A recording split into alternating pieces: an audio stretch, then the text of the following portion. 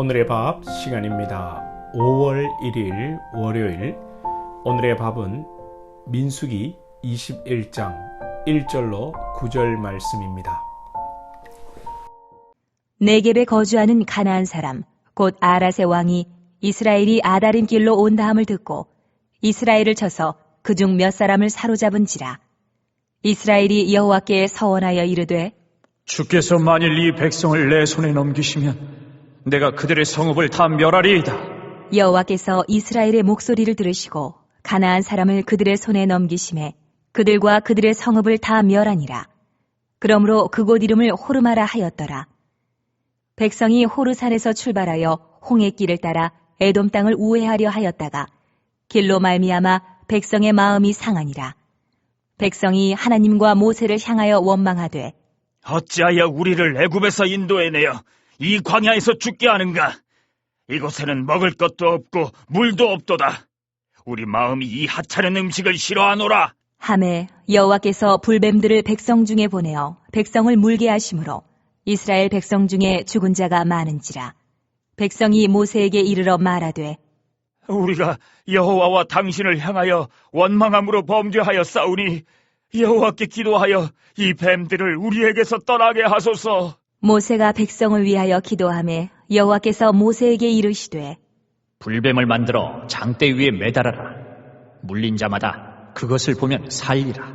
모세가 놋뱀을 만들어 장대 위에 다니 뱀에게 물린 자가 놋뱀을 쳐다본 즉 모두 살더라. 오늘 본문은 1절에서 3절 내용을 보면 이스라엘이 가나안 땅의 아랏이라는 지역을 전쟁으로 이기는 내용입니다. 그런데 주목할 단어가 호르마입니다.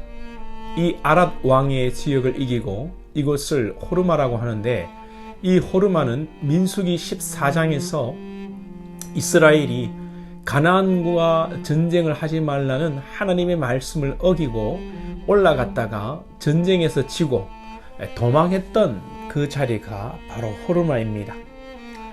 이 메시지가 무엇이겠습니까? 어제의 실패가 오늘의 승리라는 것입니다. 이것은 단순히 실패는 성공의 어머니라는 이 세상의 기본 이치를 말하는 것이 아니라 이것을 넘어서서 오늘 나의 이 실패의 자리가 장래의 더욱더 믿음의 복된 자리가 된다는 것입니다. 오늘 눈물의 기도가 내일 승리의 축복이 되는 줄로 믿습니다. 우리는 우리 뜻대로 살다가 실패하지만 하나님은 우리의 그 실패를 선으로 바꾸시고 축복으로 바꾸시는 분이심을 믿습니다. 그러므로 우리가 실패하고 넘어져도 하나님께 소망을 두고 사시기를 축복합니다. 더욱더 본질을 말씀드리면 우리 인생은 이 세상에서 결국 여러분 실패입니다. 아무리 이 세상에서 성공하고 부를 축적하고도 죽을 날에는 그 끝이 허무한 것입니다. 우리는 이 세상의 허물을 알고 예수 안에서 하나님의 나라에 소망을 두고 사는 것입니다. 할렐루야. 4절에서 9절 말씀은 우리가 잘 아는 불뱀과 놋뱀 사건입니다. 이스라엘을 출애굽하자마자 불평하고 원망하고, 실제 지금 오늘 민수기 21장의 시점은 광야 생활 38년 즈음한 시점입니다. 하나님의 말씀대로 광야에서 출애굽 1세들이 죽어나가는 것을 보고도 오늘도 하나님을 모세를 원망하고 있습니다.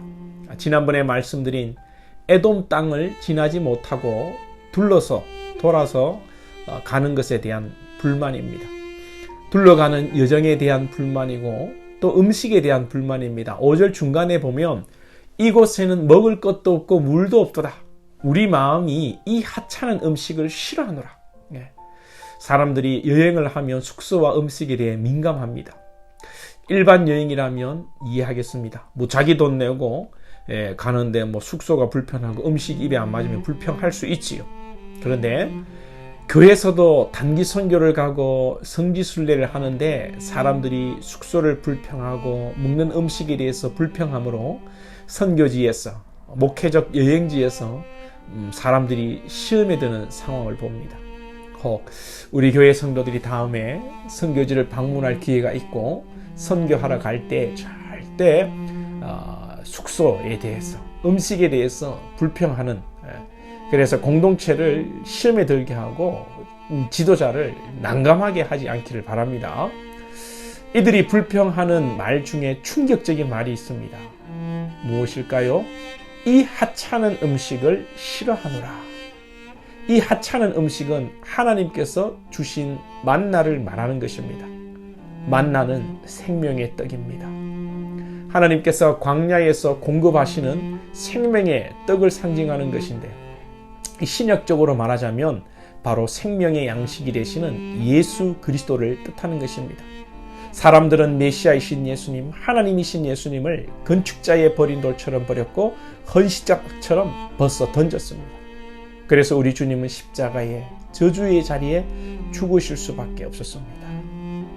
자, 하나님을 배반하고 하나님을 대적하고 원망하는 죄로 인해 하나님께서 불뱀을 보내어 이스라엘을 물게 하십니다. 불뱀에 물려 죽어나가는 상황이 되었습니다. 그래도 이들이 다시 7절에 우리가 여호와와 당신을 향하여 원망함으로 범죄하여 싸우니 기도하였습니다. 회개했다는 것이죠. 여기에 하나님께서 응답하십니다. 비록 범죄하였지만 회개할 때에 소망이 있습니다. 세상 사람들과 우리가 다를 바 없는 죄인이지만 우리에게 소망이 있는 것은 성령의 감동으로 우리가 우리 죄를 깨닫게 하시고 우리를 회개시키시기 때문입니다. 하나님은 모세에게 놋뱀을 장대 위에 매달아 물린 자마다 보게 하여 살리십니다. 중요한 것은 물린 자들이 다 사는 것이 아니라 물린 자 중에서도 놋뱀을 쳐다본 사람들이 모두 사는 것이지 보지 않는 자는 죽는 것입니다. 이 놋뱀은 누구를 의미합니까? 예수님 말씀하십니다. 요한복음 3장에서 모세가 광야에서 뱀을 든 것 같이 인자도 들려야 하리니 바로 예수님이십니다. 바로 예수님의 십자가입니다. 사람들은 예수님을 건축자의 버린 돌처럼 하찮게 여기고 멸시하여 버렸지만 우리 주님은 십자가로 우리를 살리시는 것입니다. 우리가 버린 예수님으로 인하여 우리가 사는 역사가 일어나는 것입니다. 오늘 우리가 예수로 죽고 예수로 살 수 있기를 주님의 이름으로 축복합니다. 기도드립니다. 하나님 아버지, 우리의 인생 이스라엘같이 하나님의 역사를 보고도 하나님의 약속을 보고도 믿고도 늘 불평하며 원망하며 죄 가운데 살아가는 연약한 인생임을 고백합니다. 주님, 성령께서 우리의 연약함을 깨닫게 하여 주시고 오직 우리 안에 예수 그리스도만이 소망인 줄 믿고 우리가 연약하고 넘어지고 범죄 가운데 있지만 다시 일어서서 예수의 십자가를 붙들고 나아가는 저희들이 되게 하여 주시옵소서. 예수님의 이름으로 기도하옵나이다. 아멘.